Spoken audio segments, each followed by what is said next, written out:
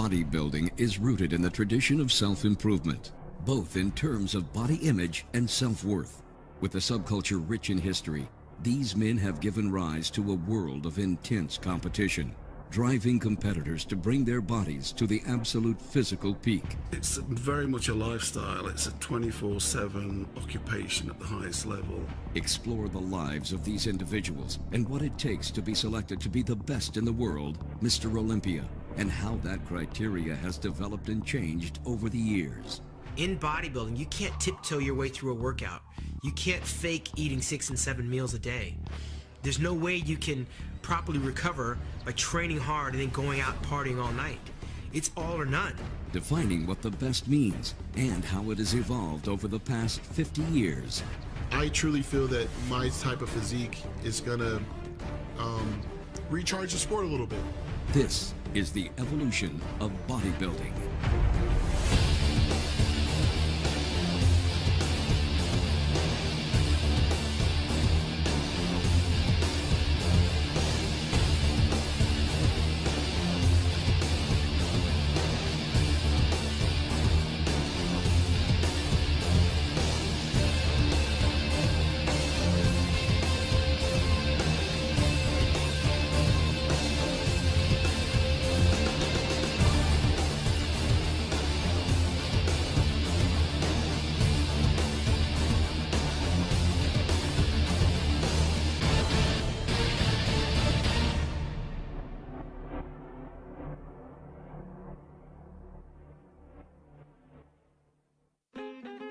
Before bodybuilding became a controlled sport, men of great strength were seen as curiosities rather than athletes.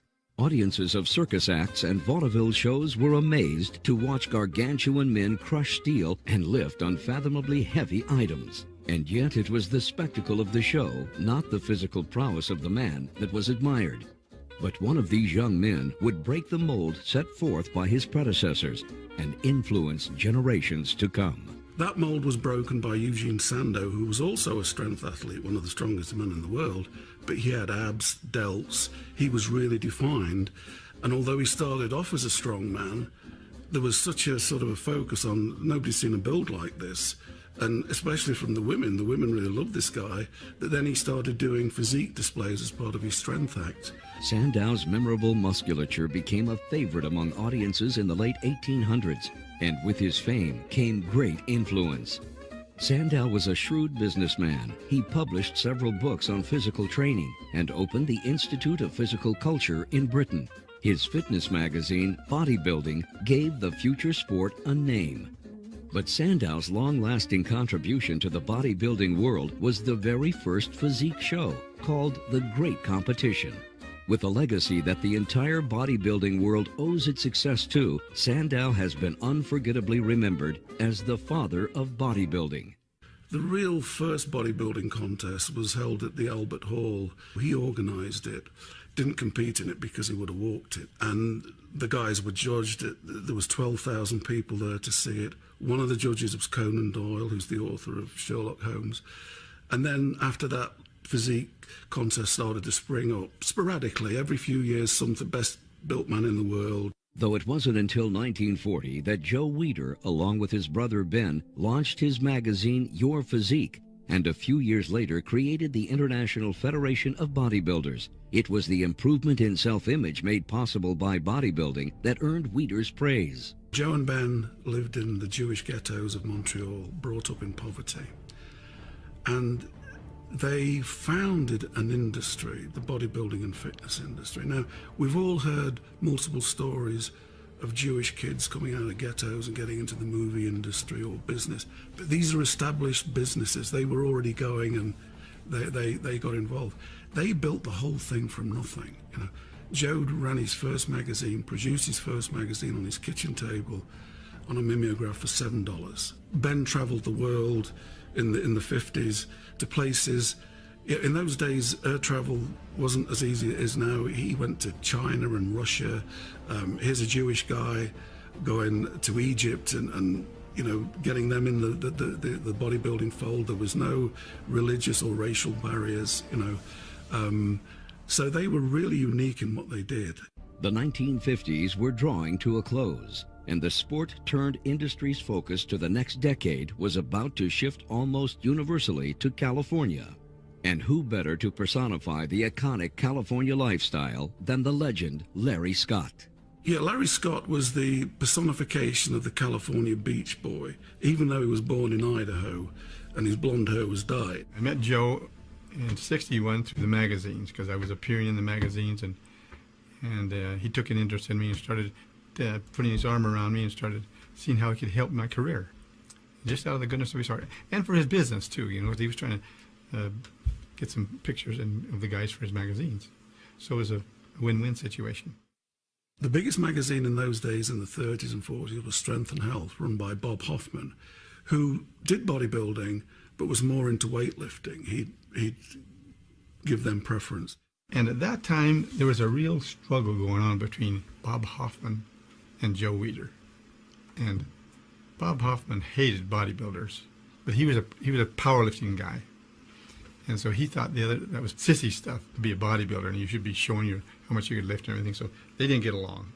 He used to hold contests, bodybuilding contests, but in conjunction with the weightlifting. And the weightlifting would take first, go on first. And the bodybuilders would not come on till midnight. They were like second-class citizens. Joe wanted to give bodybuilders the proper respect and forum.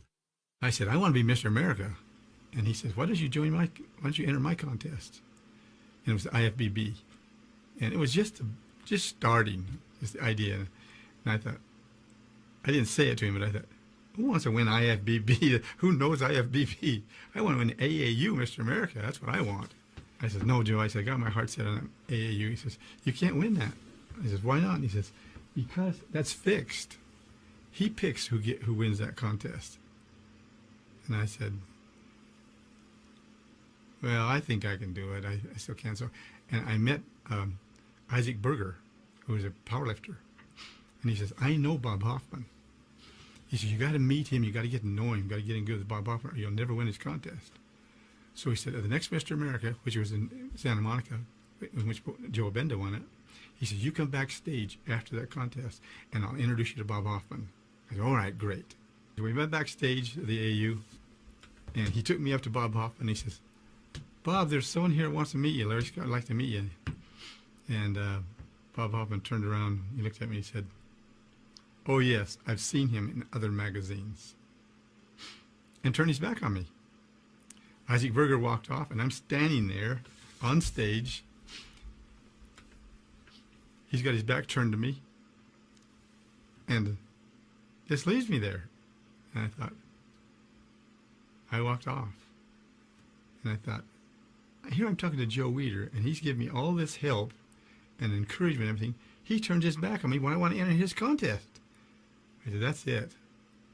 I'm done with AAU. Joe Weider, you know, he was a visionary, and he established the Mr. Olympia contest in 1965, and the reason he established it, there was two federations, and you could win Mr. America once, and that was it. You could win the IFBB Mr. Universe, but then there was nowhere for these guys to go. So he said, I want to create the ultimate bodybuilding competition, and he was having dinner with Larry Scott in 1964. We were sitting there having dinner, and we started talking about, and I had just won the universe, and they said, we need to come up with a contest in which all the Mr. Universes can compete in. All the Mr. Americas, Mr. Universe can compete against one another to see who's the best in the world. I said, that's a great idea.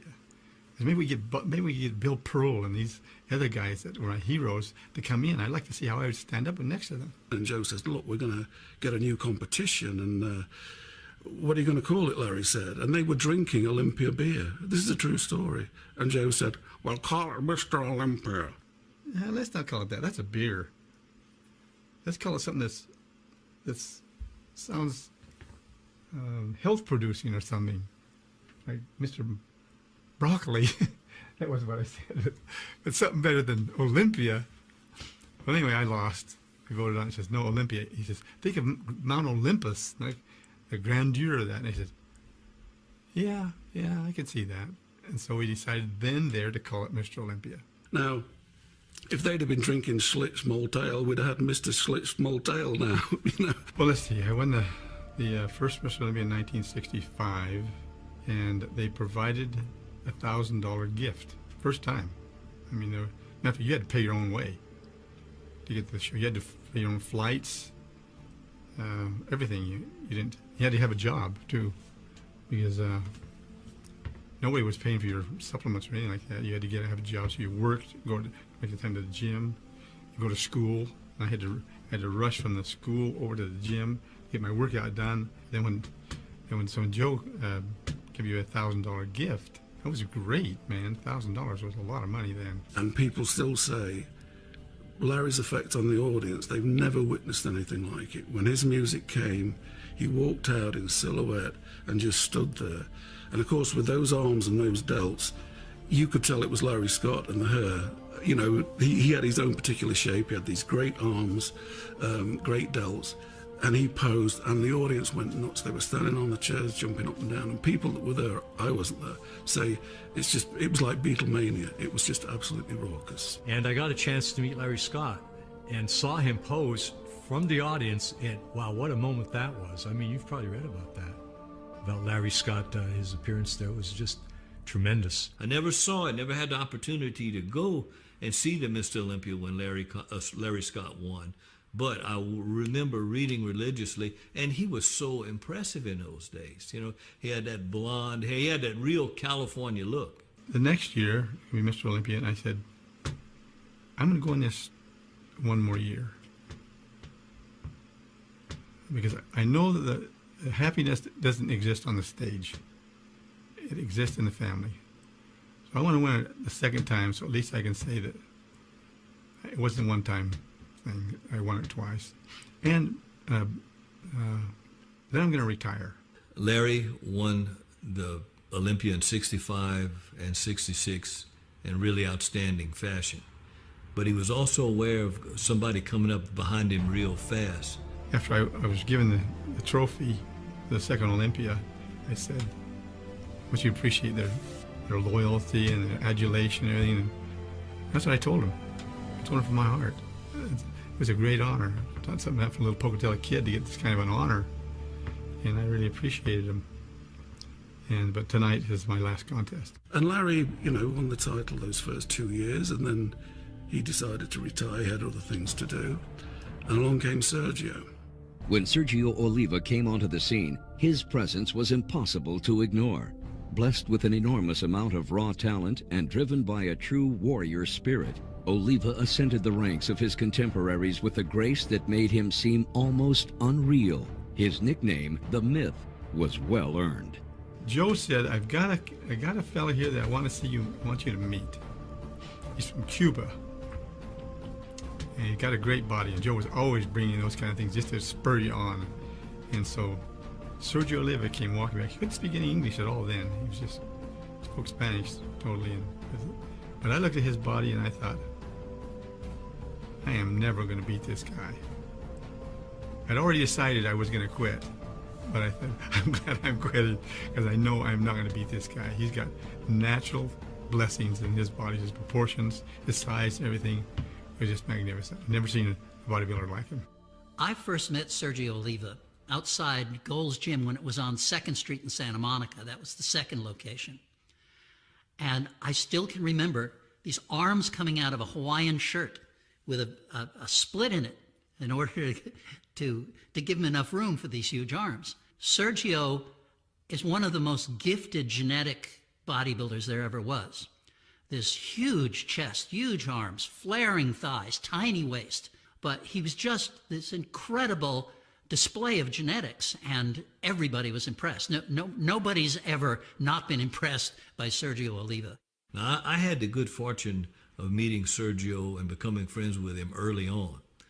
We competed in the 1966 Junior Mr. America contest in San Jose. That was the first national contest I'd ever competed in. I was 19 at the time. When I met Sergio, I had never seen anybody that genetically gifted. Still to this day, I haven't. I well remember this. Sergio only weighed 197 pounds that day, yet each one of his thighs measured 29 inches. His waist was only 27. He was so far advanced over the rest of us, Everybody else could have just posed their ass off, and Sergio could have stood there, and he walked away with the contest. And Sergio just rewrote the books in terms of, round muscle bellies on the small joints. He had this small head that made everything else look massive. It's an illusion. I'd been to a couple of universities and seen all the guys, Arnold, Draper, Park, and impressed, The first time Sergio walked out, I just went back in my seat. He ambled out. There was this, is this human? It was like some sort of holograph that had been made out. The roundness of the muscles, the small waist, the size of his arms when he hit the poses. I've never shot back in my chair at anybody since. It was just amazing. Though Sergio Oliva was in the best shape of his life in the early 70s, he was succeeded handily by Arnold. As one titan faded and a new one rose into the spotlight, it was the IFBB that was slowly on the rise as the 1960s came to a close. Well, yeah, along came the 70s, and the culture of the country and the world was changing rapidly with, pop music and everything. The Vietnam War was in full force, which then became such a political issue here in the States. And at that time, when all sorts of wild things were happening, along came Arnold Schwarzenegger. Sending a letter to Arnold. Arnold called me back. Said, Joe, I don't have any money. I can't buy a ticket on the plane. I have nothing. All he had was his briefcase, with his workout suit and shoes, nothing else. So along came Arnold, who was a blueprint for what you wanted in a bodybuilder, what Joe Weider wanted. He wanted the best bodybuilder in the world to have charisma, a PR brain, a sense of humor, somebody who could connect with an audience. You could have almost written it and said, let's get this guy. I told him, I don't want to go home, I want to stay here. I'm near Los Angeles, the movies and everything. That's what I want to be. I said, okay, I'll pay you for your ticket to the plane. And I had a little business there in Florida, and he went to work, and he worked. He wanted to go to school, college school. I gave him money, gave him everything he wanted. And of course, his nemesis was Sergio Oliva. And he competed 1-to-1 against Sergio several times, in which a lot of people think Sergio maybe should have won. Just maybe. The problem with Sergio is that he was dealing with Arnold, who is just the smartest bodybuilder on stage ever. At that time, that was the first contest that he was on his mark, he looked good, and Sergio was a little bit off, and everything was right, and Arnold won. Because I well remember, we went back to the hotel that night. It was me, Dave Draper, Franco, and Arnold, and he kept saying over and over, I can't believe that I actually beat Sergio. That blew his mind that he actually had toppled Sergio. And then, of course, a few weeks later, he was able to beat him again at the Mr. Olympia. And it was really his decision. He won the Olympia in 1970 and through to 75 for 6 years, to then concentrate on the Olympia, that then made the Olympia between 70 and 75. That's when the Olympia took over as the contest to win, to decide who's the best physique on the planet. And then after that, you got Joe's publicity machine behind him. And there's a certain synchronicity about the whole thing. Joe got the guy he wanted. Arnold met the entrepreneur he needed. They both knew how to promote, the sport as a business and make it, more accessible to the public. The Olympia was established. Arnold started training Gold's Gym. So you had this synchronicity of, the world's best bodybuilders, Zane, Draper, Franco, all in the same gym. You can't be thinking about yourself. You cannot be worried about what's going on with you. You have to go, okay, I'm ready. I've done everything I can do. Now what's going on around me that I can take advantage of? And nobody was ever better at that than Arnold Schwarzenegger. Coming off of wins in 1973 for Mr. America and the IFBB Mr. Universe, Lou Ferrigno continued his winning streak in the following year's IFBB Mr. Universe and the Mr. International. That same year, he entered the first Mr. Olympia, taking second. But it was in 1975 that Ferrigno's fortunes began to take an unprecedented turn. 1974 was my first competition in Mr. Olympia because I was currently the Mr. Universe twice. I won the IBB Mr. America. And I knew I was competing against Arnold because he was my idol. I really wanted to beat him. I was only 21, he was 26. But I remember we competed together, even though he was much more superior. I only trained 3 months. I found out later on he trained a whole year for the competition. But I was on the same stage with him. In a matter of just a few years, I went from a kid who came 23rd place right on stage with the greatest Schwarzenegger. And I remember when I was on that stage with him, I said, this is such a big leap. No matter what happened in the competition, people are always going to look up to him and I. And it was incredible because it gave me the sense and the motivation to go push even harder, to train even harder. Guys like Arnold and I back 30, 40 years ago, most of the big guys would go into pro football. But Arnold and I were like the two biggest guys in bodybuilding. So when Pumping Iron came out, the public embraced us. It affected everyone. Like Franco, everybody got a lot of fame. But mostly I, because we were like the giants of bodybuilding. And Arnold always felt that eventually I was going to surpass him. He always said to me, if I had your body, no one would beat me for 15 years. So basically, the beauty about the two of us is that we got involved going the mainstream, go with the film. Like I did the Hulk, he did Terminator. So it made us the household name. And it helped everyone out. With Schwarzenegger and Ferrigno both moving on in the wake of their newfound fame, the competitive stage had opened up once again. 1976 began with the birth of one of the sport's greatest rivalries, Frank Zane and Franco Columbu. Well, that year was going to be me, Franco, and I think Robbie Robertson, a couple other people. I really wanted to win that year because I trained the whole year. But doing the Hulk, it changed and made me so well known because if I walk down the street, everybody knows me. Nobody knows who Franco is. So I made that decision. That's when I came back to competition because I wanted to stay in the game. But I could not pass the Hulk up because I was the Hulk my whole life. It's a wonderful opportunity. Unfortunately, it had to happen before I was able to compete. The bodybuilding has always been a progression. The prize money gradually crept up. In '76, I think the total prize money that Franco won was $5,000.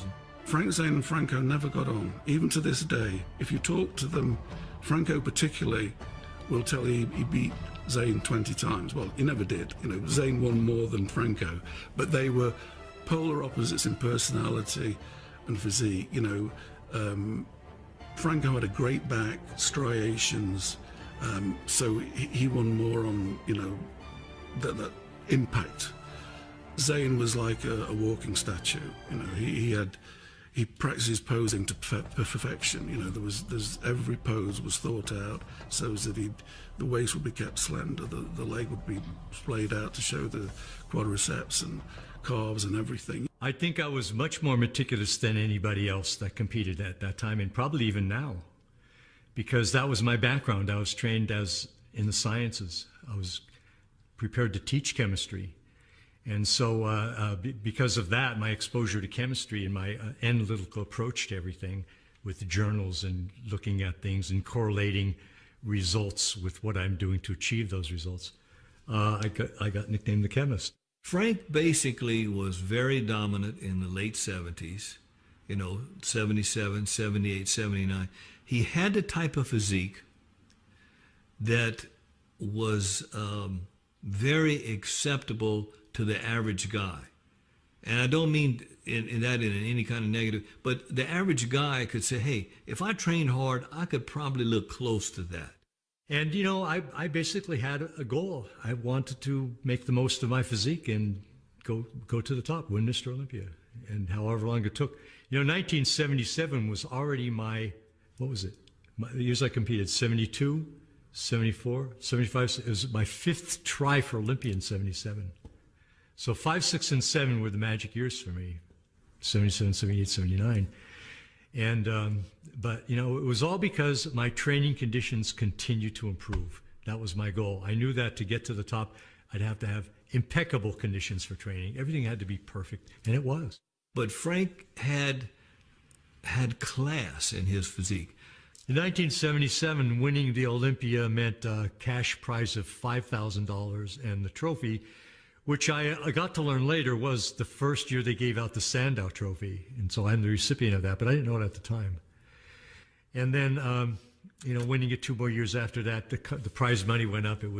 It doubled each year. Joe Weider will tell you, Joe and Betty Weider, you know, everybody thinks in the 70s, Arnold was on the cover a lot, Zane was on the cover a lot, and most people think, oh, the Arnold covers would have sold more. Joe says, no, Frank was always the one who sold more. Until Arnold became a film star and everything, and that went to a different audience.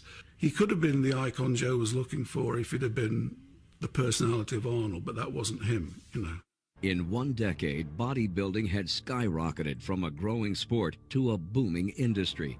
Fast on the heels of such unprecedented exposure came an age of rampant controversy, starting with the 1980 Mr. Olympia. That was the victory that Arnold, last Olympia victory of Arnold in 1980, which was hugely controversial.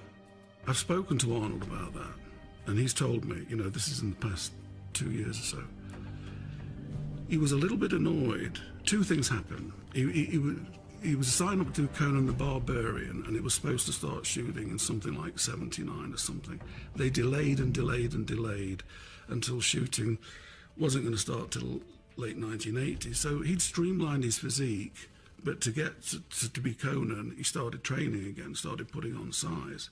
But he kind of like educated the public, like, I'm so active, I still got this physique, I'm doing a Conan movie, but you have to have an audience, and his audience fitness. It was a small move he made. So I learned from that, because in the point of view, you want to stay in the game, being active, you don't want to lose your fan. But he was also very irked by people like Mike Mensa, who sort of debunked Arnold's training theories. Arnold was a volume guy, trained 6 times a week, twice a day, 20 sets of body part. Mensa was trained 4 or 5 times a week, 3 sets of body part, you know, high intensity. And sort of, it really knocked, is the word we're using, Arnold. He wanted to teach these guys a lesson, you know. So even Zane said to him, who he was very friendly with, you know, you're making a comeback, aren't you? You're putting so much into it. No. He told everybody, no, I'm going to Australia to do commentary for CBS. You know, I'm not going to do it. But what happened is I had an accident where I fell into my swimming pool and basically severed my urethra, smashed my urethra, and had internal bleed. You know, it was awful. I almost died. Went into shock. But I ended up going in the contest anyway. It was an error in judgment. I was encouraged by Arnold to go in. That was his ploy, was to get me. But basically, I think he was getting even for the year before, 79, when I won the Olympia. Then I embarrassed him, apparently. He asked me, he said, I was coming off stage, off stage with the trophy. He says, Frank, what's it like to win Olympia this year? I says, Arnold's even better than when I beat you for Mr. Universe. And that really, they aired that, and that really made him angry. And Arnold said to him, Frank, it's not about friendship, it's about strategy. He didn't want Frank to get the extra incentive, say, oh, you know, I better put the pedal down on this. So he went to Australia, and everybody thinks he's there to do commentary. And then the night before the contest, he enters. And of course, that sent shudders through the bodybuilding world at the time. He went to the competitors' meeting, and this riled a few people up. You know, Sami Binu said something, and Arnold argued with him. And the comment was made about Menser said something, and Arnold said something about Menser's waist hanging out last year, and that's why he didn't win, because his waist is hanging out all the time. And at that, Menser attacked him. He jumped Arnold. And some people pulled him off. Bill Pearl was one of them. And that was it, you know. It was hotheads going at it. Well, it's interesting, Arnold came back and wasn't in his best shape. But like I said before, like Joe said, go back to your roots, because Arnold always used bodybuilding because he had the fitness world to back him up. And that was a good point, because I think if he came second or third, it really didn't matter, because he was already 5-time Mr. Olympia, 6-time. So he had a name. And most people to this day say he shouldn't have won the contest. I never heard Mike Menser say he should have ever won the contest. I think the general consensus of everybody there was the fact that the end result was not acceptable, not only to the bodybuilders there, but to the audience as well. But of course, the controversy of that contest was absolutely enormous. CBS went to Sydney with a full film crew, and they filmed the whole thing. Immediately after the contest was over with, the guy that was the director was a guy by the name of Sherman Egan.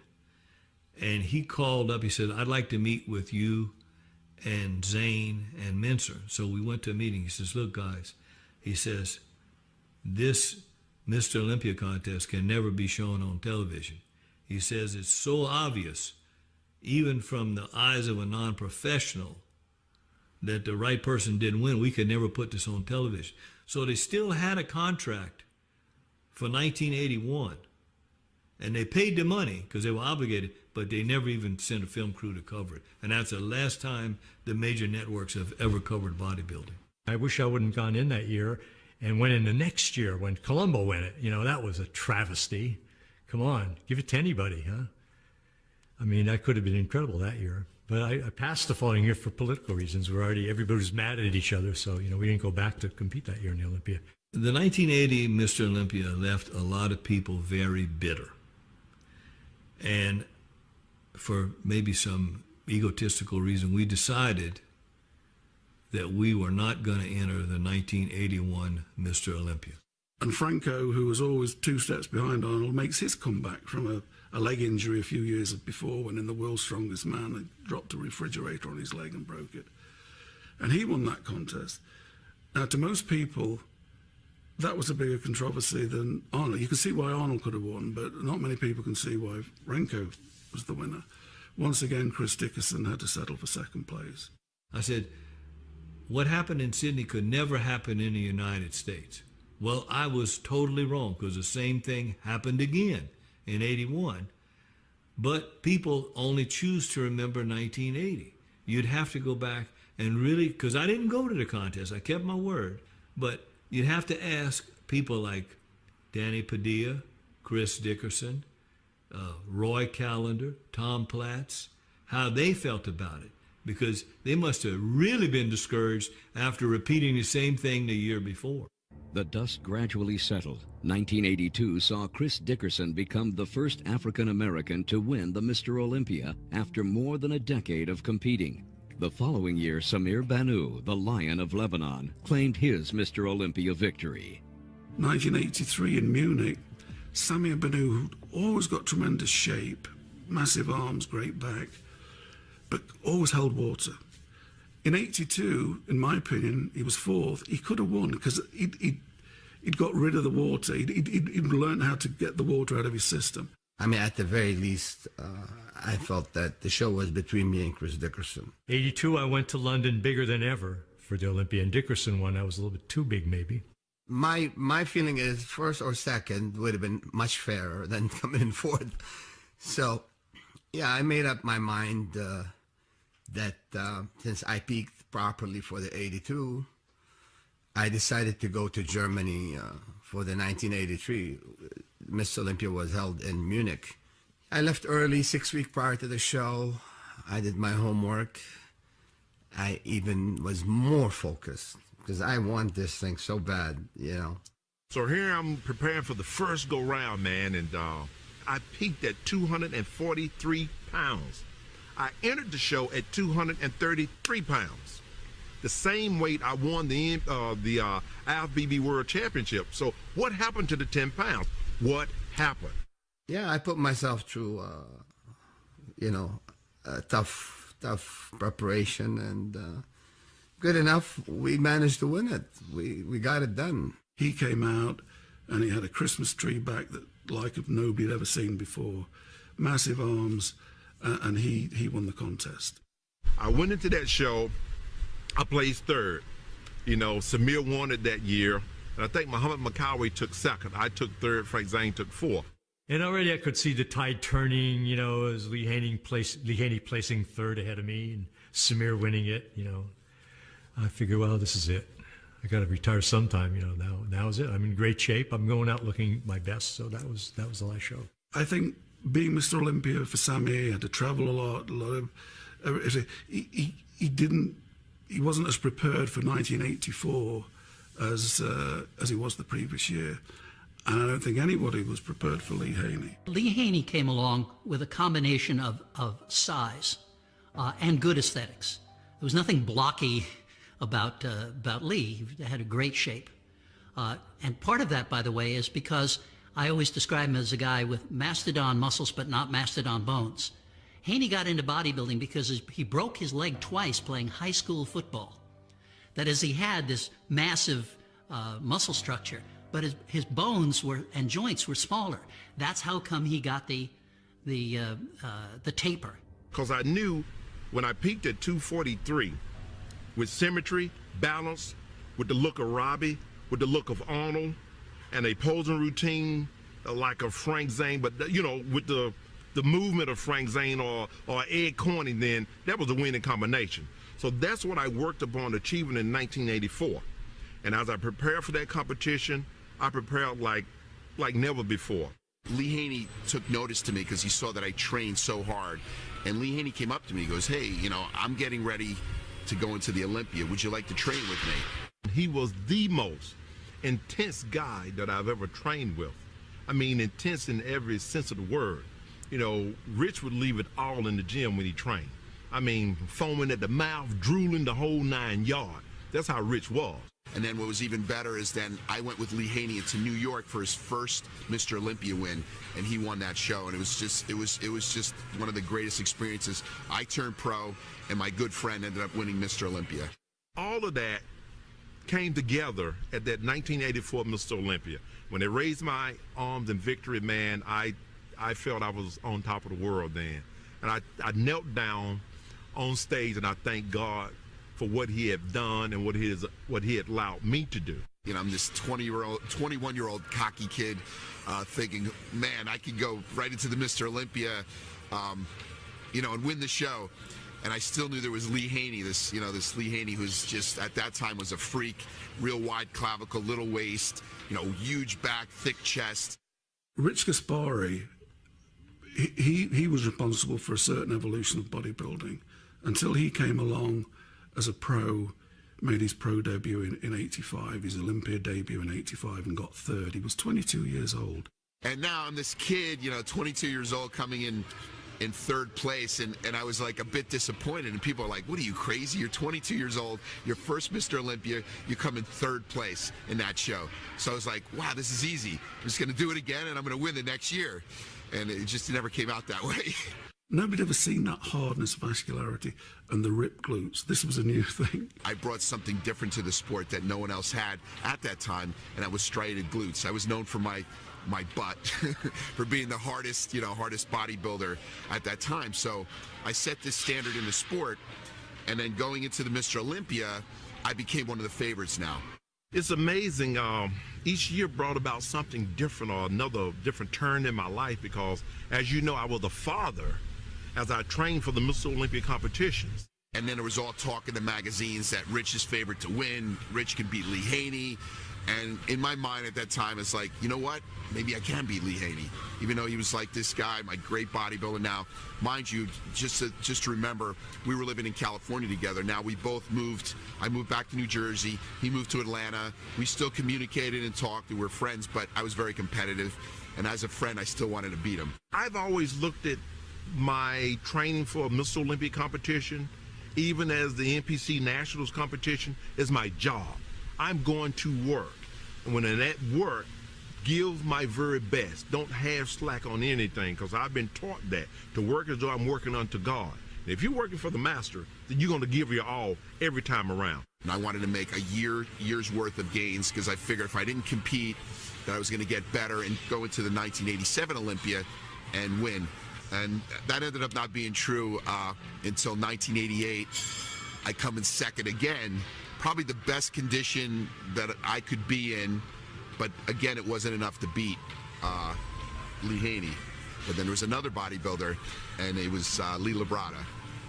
He was known for his, symmetry and structure, and the mass with class. Entering the pro ranks at 175 pounds can be a daunting challenge for anybody.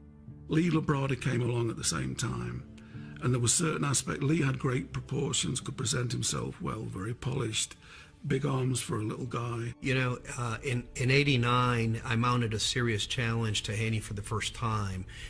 You know, but I came in a solid second. And I was a crowd favorite because we were competing in Rimini, Italy at the time. And of course, the Italians have an eye for aesthetic physiques, you know, with the Roman heritage and that type of thing. So I was very popular there. And you had Sonny Smith, Vince Taylor, a lot of great champions, Lee Labrada. I think Rich, I called him Rich the Itch, never would go away. Coming from second and now dropping to second and then losing to Lee Labrada and Vince Taylor. And Lee Haney again won the show. And I geared up for 1990, and I thought that was going to be my year because that was the year that they had the drug testing, and I knew that that with, you know, my natural genetics and the like, that I would be able to put on a very strong showing. And I got to tell you that what was running through my mind as came down to the wire, and the announcer said, and the winner is Lee, because we're both Lees. It was like a feeling of being like at the edge of a cliff, and I got to tell you that I was either going to jump off and soar, or I was going to fall to the bottom and crash, and it was the feeling of a free fall when Haney's name was called for first place. But again, it was the size factor that Haney had. It was like, well, you can beat me on that, but take that, you know, and it went like that. And Labrada came very close to toppling Haney, you know, in Rimini in Italy, and in 1990, which was the drug-tested contest. But it was not to be, you know, and again, Lee Labrada would have been a magnificent Mr. Olympia in personality and bearing. I was very young as a bodybuilder, and I started seeing things happen in me. I started getting injuries and actually almost going into like a burnout, you know, with competing. Going into then the 1990 Mr. Olympia, I ended up getting 5th place in that show, so I dropped another place, and I was like, oh my God, I'm done, you know, in bodybuilding. You've got to feel sorry for Rich, because if Lee Haney had never existed, he'd have been at least a 3-time Mr. Olympia, because he was second 3 times in a row at a phenomenally, you know, most pros today, well, they're not turning pro until they're 30, and he was doing this at 22, 23, 24, you know, and, you know, he was another magnificent guy. I talked to Shirley. I said, baby, you know, my wife, I said, I've done 7 Olympias in a row. No one has ever done 7 in a row. And I said to her, well, what do you think about that being, you know, it? Being a competitor surely is. She looked at me and said, it? What do you mean, it? She said, you got to do 8. What are you talking about? Let's don't even have this conversation anymore. That's my wife. And so that gave me enough zeal and fire to go on to do that 8th Olympia. But along came a guy who was equal in size and poundage and had good shape. Everybody decries Dorian Yates' shape, but he's got the shape, he's got the proportions, you know, there's no long torso or short legs, or he's got the back and everything. And Lee Haney knew he was a threat. And if you're looking to knock out a Titan, you got to have a guy, at least in my mind, you got to have another Titan. And they went at it in Orlando in '91. The symmetry round, Lee Haney won. The muscularity round, Dorian won. I don't know if it's the first time, I haven't seen it since, where there's just a 2-man pose down. It was Dorian Yates and Lee Haney, and I was the first guy to go on stage to have the stature and the body weight to stand next to Lee Haney. And I enjoyed being the underdog. And the crowd was going nuts. These 2 big guys, nobody'd seen 245, 250-pound guys, 2 of them going at it in condition, you know. And it took 4.5 minutes, because I timed it, for them to do the then 7 compulsory poses, and they gave everything, you know. You couldn't be beat. That was my mindset. That's what I worked on my entire career. And it all came together when I chose the music Excalibur. That was the return of the king. In 1984, his first Mr. Olympia, he posed to the theme from Excalibur. And so the certain symmetry took place, because his last contest he posed to Excalibur again. Gave this magnificent performance, and of course won the posing round. So I went into that competition in perfect peace. At the end of the night, my arms were raised in victory. and he took home the 8th Sandow, and that was the end of his competitive days. And Lee Haney, I think if you had to say who was the first gentleman of bodybuilding, who is the greatest ambassador we ever had and still have, it's Lee Haney.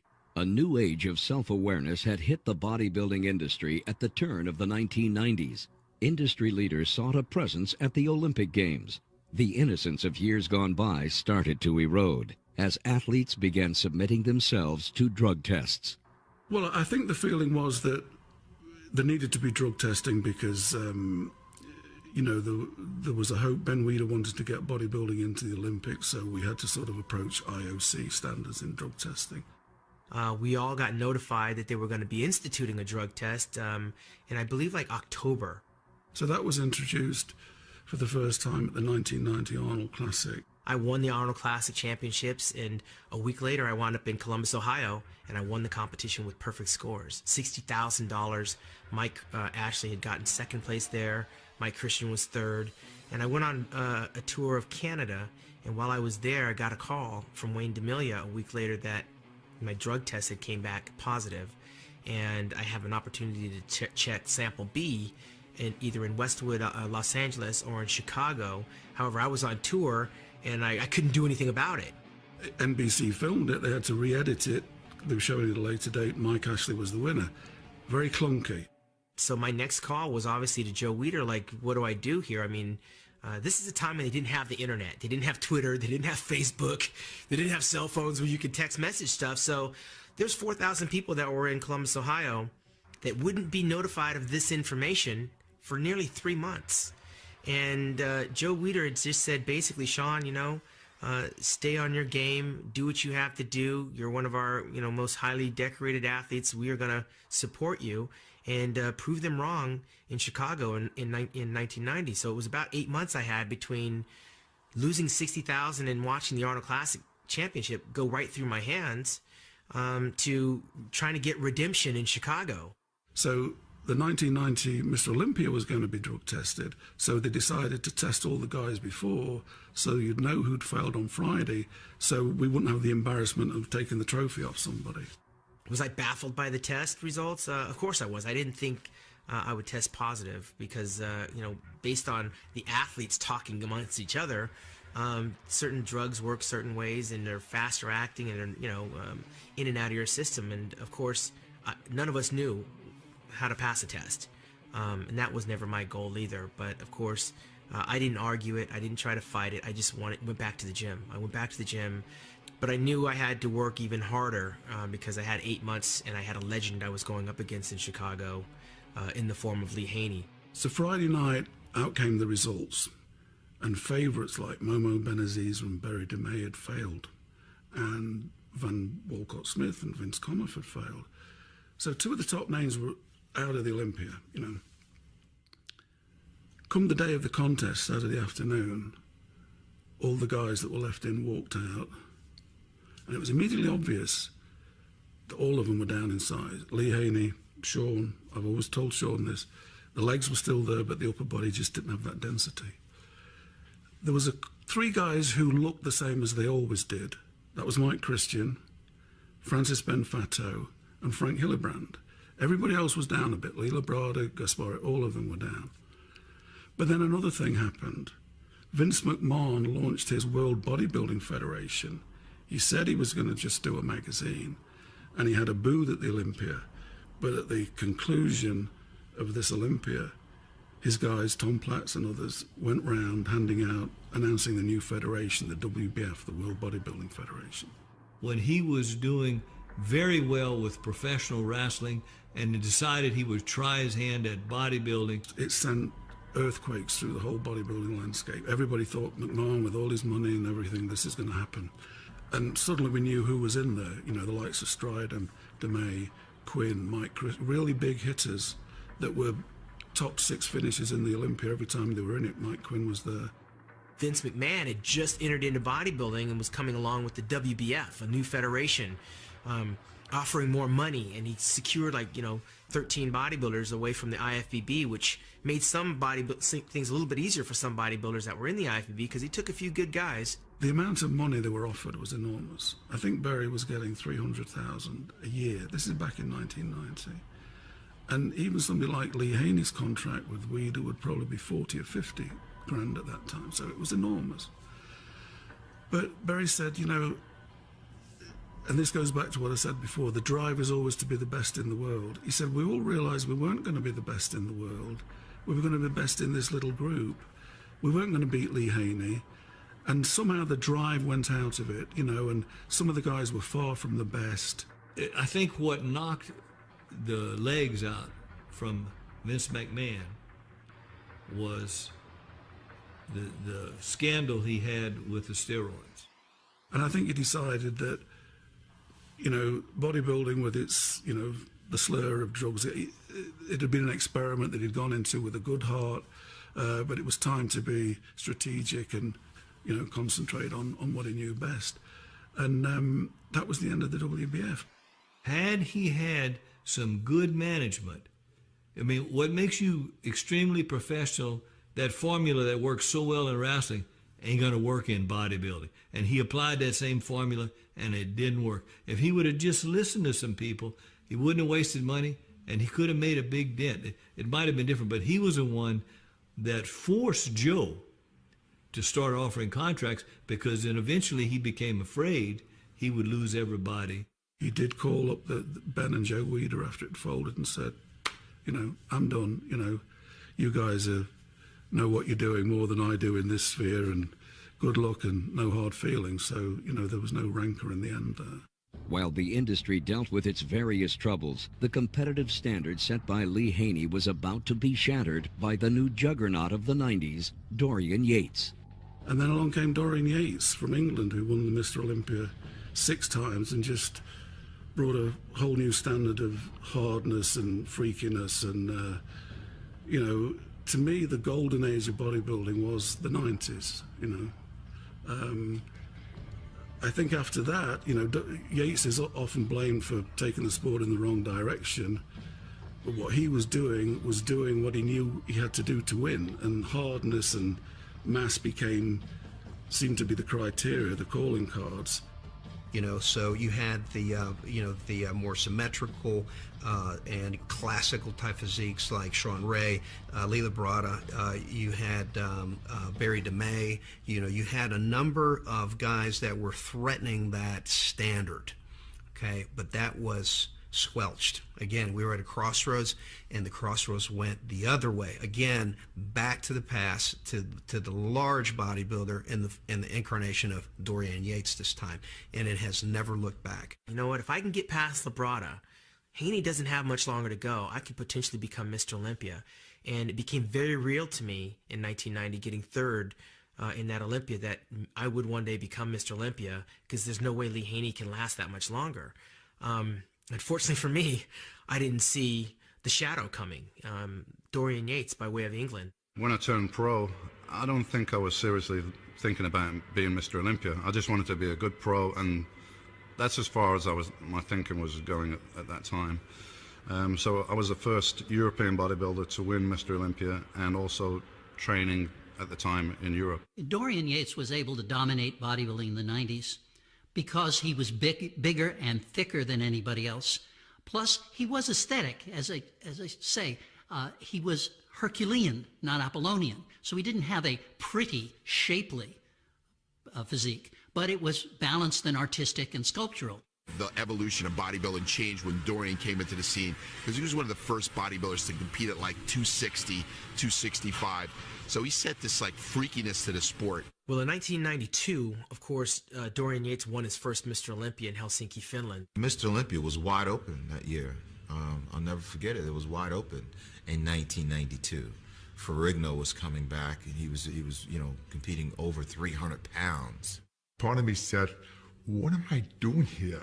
I'm standing here competing. Am I out of my mind? I'm 42 years old. These guys like Sean Ray, these guys like, Milo Savage and everything, they're like in their 20s. But then I realized that I got a lot of work to do, because after coming back for 17 years, you need a couple of years training under your belt.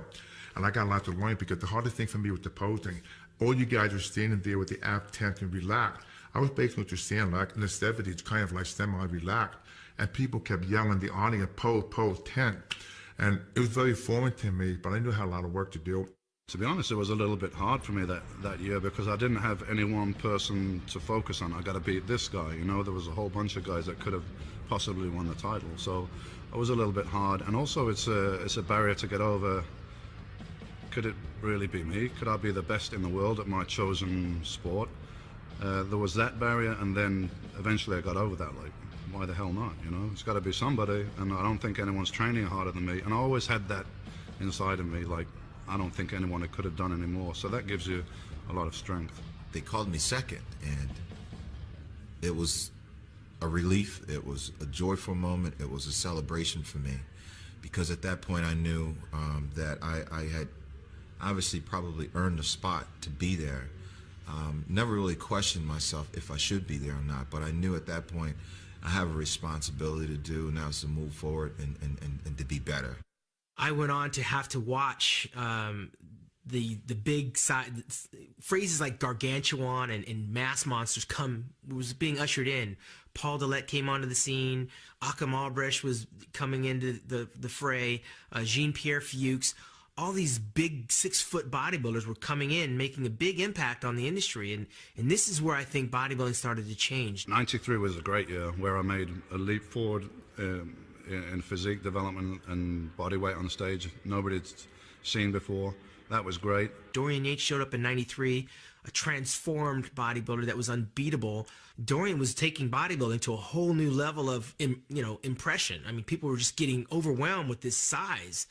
I was the first guy to compete at the Mr. Olympia, I think, in condition over 250 pounds. But I had this drive, and I had this system of high-intensity, heavy training, which has gotten me from a backstreet basement gym in Birmingham in England to be Mr. Olympia. So it's, once your foot's on the pedal, on the gas, it's a little bit hard to take it off. 1994 came along, and I got first runner-up in the Mr. Olympia Championships. My first time in that position, and this is when Dorian tore his bicep and came in a little bit heavy and bloated around the midsection. I was very stubborn. I wanted to train as, all year round, just as heavy as I did in the off-season, coming up for a contest, which was not the best idea. I think I was doing bent over rows with like 440 or something like that, 6 weeks out from the contest, and there was a bang and a sharp pain in my left bicep. So obviously it was a serious injury, there was damage there. I think a lot of people, you could flip a coin on who you talk to and what they liked, had me winning that contest. Whereas Dorian felt in certain poses, he won enough poses to win the competition. I can't take that away from him, because clearly he was bigger. Clearly he was more dominant, more imposing figure. I mean, he brought all that stuff. 97, he had a quad injury early on in the year, and then another one, and then 3 weeks before the contest, I had some advice, which probably now is not good advice. I had a cortisone injection in that tendon, which of course takes the inflammation away, but also weakens the tendon. And I did ease up a little bit on the training, and 3 weeks out, I was doing a tricep exercise, not particularly heavy, and bang. There was a really intense, sharp pain and a noise, and I knew it was a serious injury. I was out in the garden, the phone rang. It's 6 o'clock in Santa Monica, it's 2 o'clock in England. And my wife Anne says, Dorian's on the phone at 2 o'clock in the morning. Well, this isn't good. Again, it was difficult, and psychologically it's very hard going into a contest when you're not going in all guns blazing. But I managed to pull off that win. He still wanted to get it repaired and come back the next year, but in the end he got it repaired, it never came back, he couldn't handle the weights. I couldn't train 100%, so that for me, that was a message. You want to compete the best in the world, you can't do that unless you're training 100%. So that was a time for me to retire. It wasn't something that I prepared for or considered. It was something that was more or less forced upon me, but maybe it's a good thing. And he pushed his body to the point where he tore it apart over several years. At the end of his career, he had all kinds of damage to his body, because you cannot push yourself that hard and not have the body give way. But in the meantime, he was able to get a level of development and a thickness and a hardness that the other guys couldn't get. And, you know, that was his reign over. You know, he'd won 6. I got to say the 90s is probably the most competitive period in bodybuilding as far as the depth of quality of physique and talent that were there. You got 6 or 7 guys there that are very, very close competitively, that could interchange at any point depending on what condition the guys came in. So I would say definitely that was the most intense period. So whether I won 3, 4, 5, 6 Mr. Olympias, it would still be a great achievement with the people I were competing against. When Yates gracefully retired in 1997, the torch was passed to another born champion who changed bodybuilding for good, Ronnie Coleman. Today I go to the gym, and Brian Dobson is the owner. He's like, man, he sees me come in, he's like, man, you compete? I'm like, no. He said, you ever competed? I'm like, no. Like, pretty big, you probably need to compete. You could probably be world champion one day. And as soon as he said that, first thing out of my mouth was, no thank you. Now, I'm not into bodybuilding. I haven't even picked up a bodybuilding magazine. I don't know nothing about what's going on in that sport. I'm very unconcerned. It's just like something foreign to me. No, you know, you didn't ask me that every day I come in. Every day I come in here, and every day I tell you no. So I'm still gonna have to, you know, decline the offer. He's like, yeah, I'm telling you, you need to do this. He's like, I tell you what. He said, there's a contest coming up in about 3-4 months. He's like, if you compete in this show, I give you a free membership to the gym. And remember, I'm struggling, so anytime somebody offers you something free at a time like that, you're like, okay, what I got to do? Nobody's had a slower climb up the ladder, you know. Made his pro debut in '92 at the Olympia, didn't finish in the top 15, was a journeyman pro, in and out, in and out. And I can remember it like it was yesterday, because I remember I was backstage pumping up, and I look over, and then Sean Ray's over there. He's doing push-ups on the wall, and the first thing I see is this big old chest sticking out while all these striations and stuff are going. I'm like, man, I'm in the wrong sport. I placed dead last in that show. 98 became his breakthrough year in a big way. At the end of 97, there were 7 Grand Prix in Europe, and Kevin Levrone won the first 6. And then, sensationally, Ronnie beat Kevin. Kevin was a fantastic bodybuilder. He won that last one, and that was a sign, you know, because then in 98, he won the San Francisco show, or him and Levrone went in 3 shows in May, New York, San Francisco, and in Canada, Montreal or something. And Ronnie won 2, Levrone won 1. 4 or 5 months after that, in September, and I was faced with, at that point, the Olympia was wide open. And Flex was the favorite. But even then, you know, you could see Flex's back double biceps is a thing of beauty. But the only guy in that lineup of that time, Levrone, Sean, Nasser, that could match him on double biceps, not beat him, but not be vanquished by him, was Ronnie. So we come down to Mr. Olympia. I'm like, man, if I can make the top 3, this will be better than a dream come true, you know, because I know I never win, because, like I said, I just got in the sport just to keep my free membership to the gym. The Olympia was what I wanted in 1998, because Dorian Yates had retired. He'd gotten injured. I'd sat behind him for 6 years. I'd watched the tail end of the Lee Haney era, and lo and behold, me, Kevin, and Flex see Ronnie Coleman, a guy that we used to not even pay attention to, leapfrog over all of us. So come the day of the show in New York, 1998, Mr. Olympia, Madison Square Garden, great crowd. They walk out, and Ronnie is ripped to shreds. He's as hard. He's maybe a bit down in fullness, but he's as hard as a rock. In fact, he looked almost grey to me, and at one point I thought, he's going to pass out. He was right on the edge. Flex was just a little bit off. Still, Flex took the prejudging, but Ronnie came back in the evening and took the title. You know, leading up to the show, everybody already gave it to Flex, so I'm like, okay, at least I got second, so I'm still just as happy as I can ever be. So all of a sudden, Wayne calls out Flex Wheeler's name for second. I'm like, did I just hear that right? And I'm like, yeah. And the first thing I did was collapse. Ronnie became, from this quiet, slow burn guy in the background who nobody ever thought of being a threat to anything. He loved being Mr. Olympia. And 1999, he came back, maybe not as hard as 98, but fuller. And he was like a walking anatomy chart, you know. And he just dominated on size. You know, he just got bigger and bigger. My heavy was 04 when I was 296 on the Olympia stage. I saw the writing on the wall with Ronnie Coleman coming in at 280, 275, 290 pounds, that bodybuilding and the landscape was forever changed. The size just blew everybody away, you know. Jay Cutler was in it, but there was no contest that time.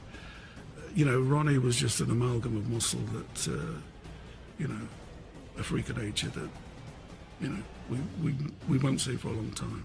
Ronnie Coleman reigned supreme until 2005, tying Lee Haney's 8 Mr. Olympia wins. Coleman even won 4 Mr. Olympia contests over the man who would, in time, come to eclipse him, Jay Cutler. You know, I always wanted to be somebody.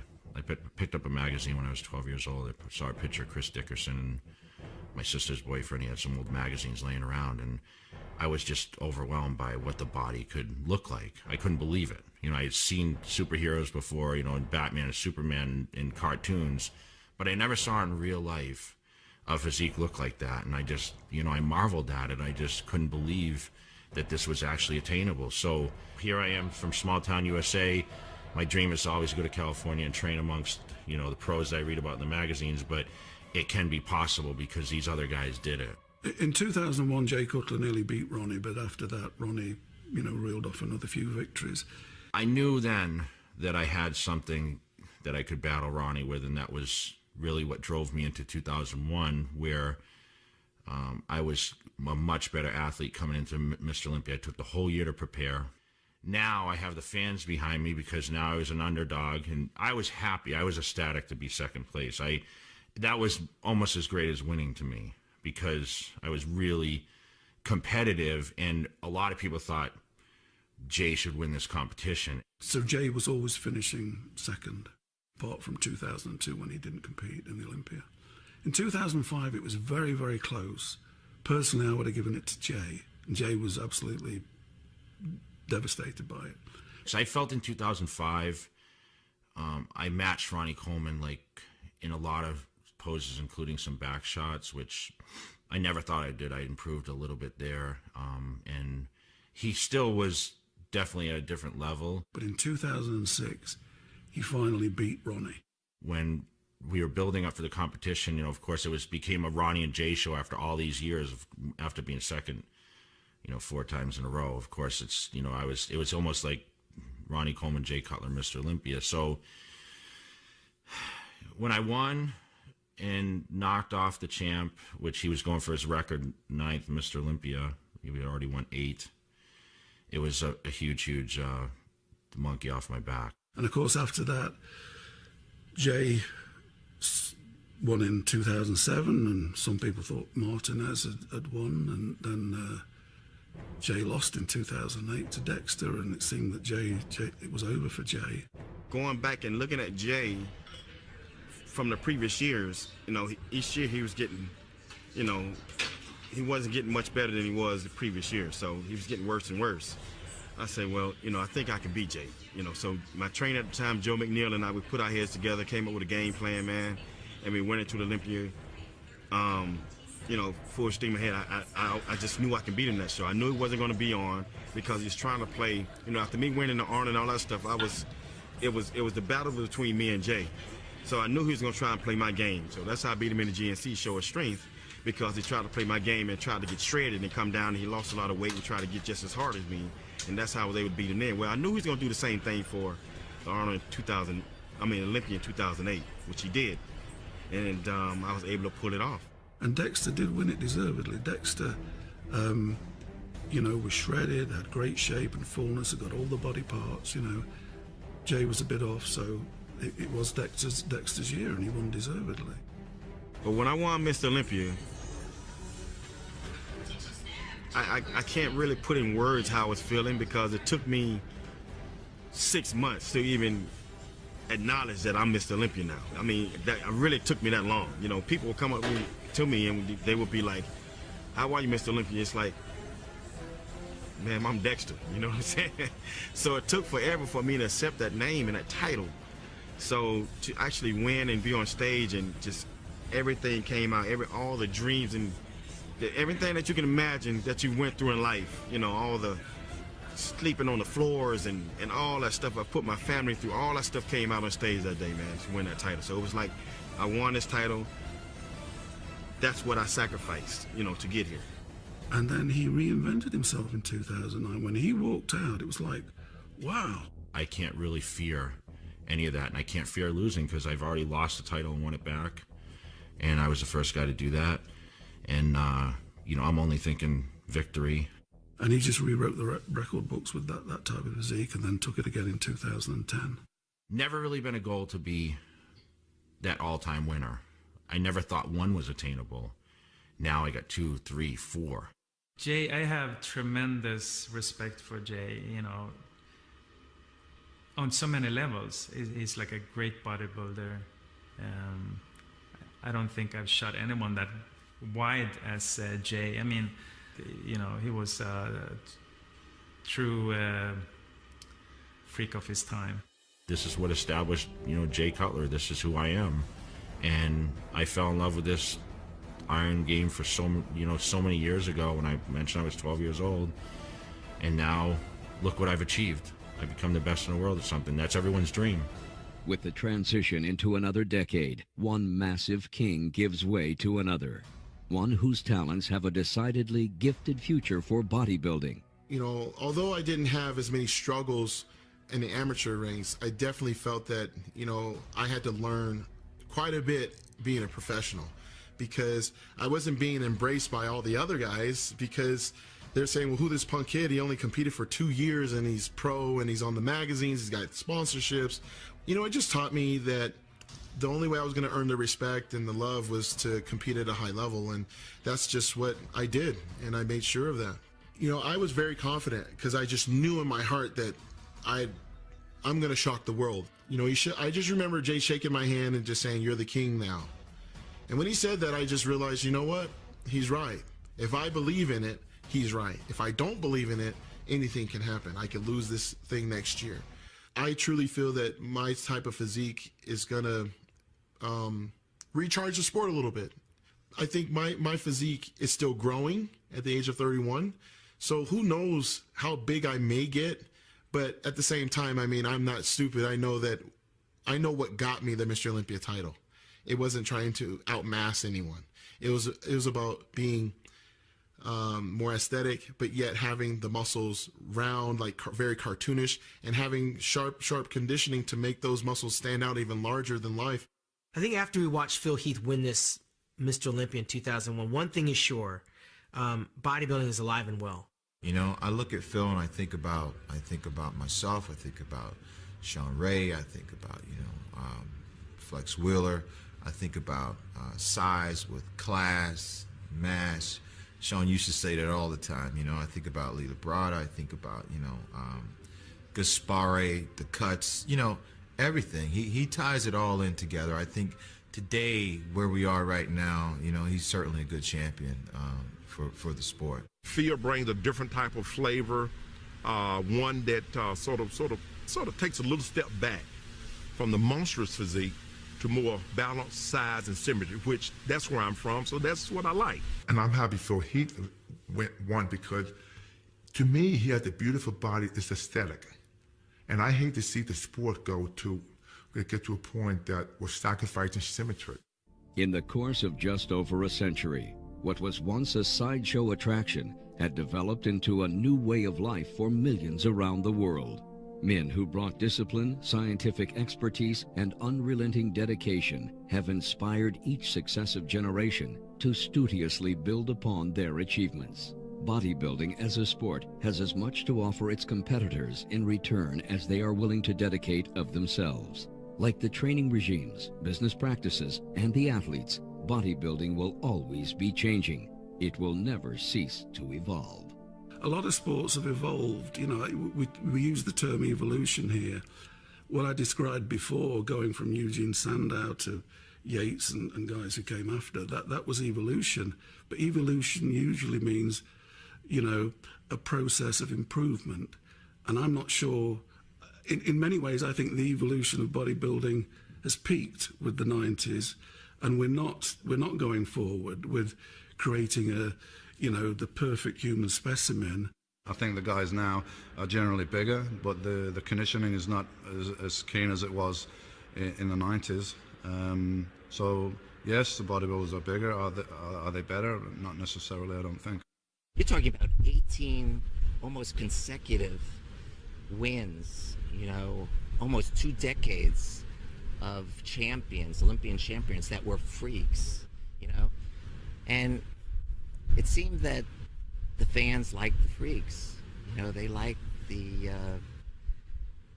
know, even to this very day, you know, the freaks sells, you know, Dorian sells, Ronnie sells, Jay sells. So over that 20-year period, could it have been different? Possibly. Just think, Sean, if you won Mr. Olympia, or Kevin won Mr. Olympia, or Flex won Mr. Olympia, how things may have changed the tide. It's more of a freak factor nowadays. And I think the whole society is changing towards that. How photography is today, if you look at any bodybuilding magazine, and it's a natural evolution with how the physiques looks today. It's all about shooting big weights, you know, huge muscles, using like wide angles used to enhance it. So I shoot differently. Before I could use like a telephoto lens, you know, to shoot everything, because it makes everything in proportion, like the eye sees it, or a little bit more compressed maybe. And now you know, we use a lot of wide angle lenses used to make an arm look super big, because that's what the latest fashion is somehow. The youngsters that are getting into this sport look at the magazines, they look at the bodybuilders that are at the top now, and they realize that to get there, they're going to have to do things that they don't want to do. I look at where it is now, it is a little bit different from my eyes. You know, golly, man, I like a 63 Chevy. You know, I got a 74 Corvette. I think I'm cool. But, you know, things change. I hear all the time people complaining that the bodybuilders are too big. And I don't think they're too big at all. I think they're just heavyweights or super heavyweights. The problem is that the smaller bodybuilders just don't get enough recognition because there aren't weight divisions in the pros. There are in the amateurs. Bodybuilding is not supposed to be about mass. It is supposed to be about sculptural perfection. And if you have a guy who's 5'9", 225 pounds, absolutely perfect, he shouldn't be standing next to somebody who's 295 pounds, any more than the middleweight boxer should be forced to fight the heavyweight boxer. Weight divisions restore the aesthetic quality to bodybuilding. It's hard to say if we're heading in the right direction. It's just the evolution. It's going to get there anyway. I think the evolution of bodybuilding is along several lines. I think it's evolution in some sense, like nutritional supplements and awareness and what's available and what's known about it now. The science of longevity, that as well. Equipment design and the quality of equipment, and just what's known about training methods and all the stuff. There's more tools available now than ever before. I think that pro bodybuilding is going to come back to a state where the physiques are more attractive from a classical sense. You know, I think that we're going to come full circle. I always feel that bodybuilding is going to be there. I'm not sure if bodybuilders are going to get to the 300-pound mark. They probably will.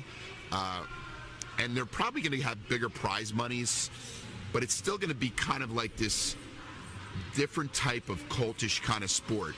But I still think it's always going to be there for the future. I just loved what was happening. I felt proud that I was doing something worthwhile, but I couldn't afford to make a single mistake. Where we are here today in the evolution, I think it's bodybuilding is positioned right now the strongest that it's ever been in the history. Just as bodybuilding has evolved and as most things evolve, starting with the core and then having a broader group of people become interested in that, but maybe not aspire to that exact same level of intensity. And so it tends to naturally evolve. And that's what I think you see in the Olympia. I think it's a very healthy evolution. The more people that can participate as participants and as spectators, the better. And I think that's what you see with the Olympia right now. Even though bodybuilding has evolved with certain, physique changes and a lot more money is around than it was before, Arnold and those guys, Larry Scott, it didn't justify a living for them. Today, guys can have a career out of it. Prize money has grown by leaps and bounds since those early years. I mean, for example, in 1970, Arnold Schwarzenegger won. The total purse was $1,000. Today, we have $815,000 as a total purse, which includes men's bodybuilding, women's bodybuilding, fitness, figure, and now bikini, with $200,000 being the grand prize for that the overall men's winner. So I mean, just when you look at prize money alone, it's an enormous increase. I mean, and what that means is that people are able to make a living and earn a living as professional bodybuilders. They don't need to have part-time jobs. They don't need to have full-time jobs. Bodybuilding in the early years, the athletes were required to work jobs because they didn't have the support of the sponsors, and the prize money wasn't so valued. There wasn't so many bodybuilding competitions. Nowadays, we have so many bodybuilding competitions where the athletes can compete. They can qualify for Mr. Olympia. They can be contracted by companies because the exposure is much more of an advantage, having not only magazines themselves, but the internet has become so huge in the marketing perspective. It has evolved into something so awesome that I don't know where it's going, but it can only go up exponentially because of technology. I mean, now we're having video conferencing through businesses. Well, don't you think that at some point in time, a bodybuilder like myself may take one of my phones and use a Wi-Fi network and say, hey, this is what I'm looking like right now. Give me some tips on my posing or something like that. While I'm in Mumbai, India, of all places, freaking third world country, getting ready to compete, where my trainer can actually stay home and give me direction online. Because of the internet now, and back then there was no internet. There were no cell phones. So if you won the Olympia, you'd have to wait for the magazine to come out, or you'd call Venice to find out who won the Olympia. Well, now because of the internet, you see that faster. So I think because of that internet access now, you can train anywhere. The advancements of technology now, you're going to see the Mr. Olympia that Joe Weider created on the television. You're going to be able to get it on every mobile device that's made now. As a matter of fact, we're already making it possible to see it on your iPhone, Android, BlackBerry, things like this. But the real connection of what people want to do is watch it on the television. So I think at least in the next 2 years, you're going to see a TV quality production on your television that the internet is going to make possible. I think we need to do is we need to get the younger demographics involved in bodybuilding. You know, the young kids today are in video games and extreme sports and that kind of thing. You know, we need to get these young kids and these young athletes involved in the sport. We need to get them at a young age. Okay, that's how we're going to really grow the participation component, you know, of the sport. Okay, so I think that is going to be the most deciding factor. I think that's going to be a challenge, but I think that's what we need to do. We need to get these young kids interested in bodybuilding. I think you're going to see a comeback of younger people getting back into it, saying this is pretty great. Maybe on a healthier way to do it, you're going to see that still, that bodybuilding era, maybe come back. Everything comes back in cycles. I think you're going to see that come back eventually. One thing we're not going to see happen is Joe's vision of bodybuilding dying off anytime soon. I think we're headed in the right direction, and you know, with people like Jim Mannion at the helm, Rafael Santoja, we are in very good company, in very good shape in terms of where we're going. It'll be interesting to see what happens over the next 10 years. I'm going to just sit back and enjoy the ride. The big prediction I made in the late 50s and early 60s, how bodybuilding would change the whole world. And it did.